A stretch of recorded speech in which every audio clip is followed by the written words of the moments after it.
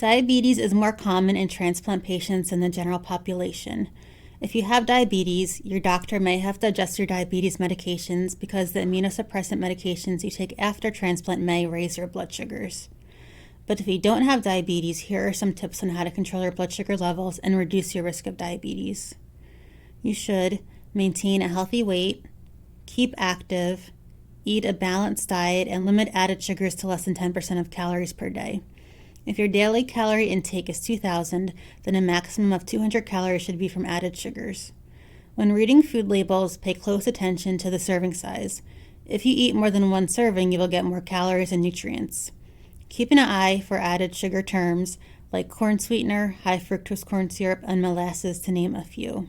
Products with a lot of added sugar include candy, desserts, and sweetened beverages like lemonade, sports drinks, soda, and sweetened coffees and tea. We recommend that you drink sugar-free beverages or water instead.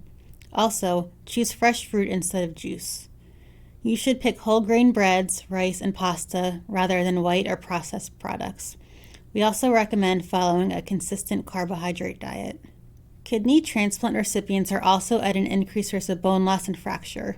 To keep your bones strong, include calcium-rich foods and leafy greens, beans, and fish. You should also check with your doctor about taking calcium or vitamin D supplements.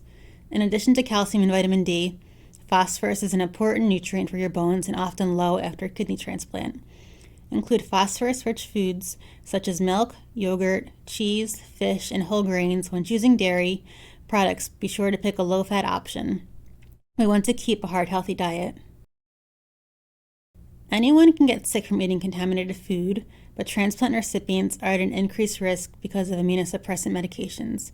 It is important to follow these food safety guidelines, including washing your hands before handling food, washing all fruits and vegetables with cold running water before cooking, peeling, or eating, using a separate cutting board for raw meats, poultry, and seafood. When preparing food, thoroughly cook beef, chicken, turkey, fish, seafood, and eggs until well done. You can use a meat thermometer to check that a safe cooking temperature has been reached. You need to keep cold foods cold and hot foods hot. We also recommend avoiding salad bars, buffets, and self-serve areas. If you go out, you should choose restaurants that make food fresh upon ordering.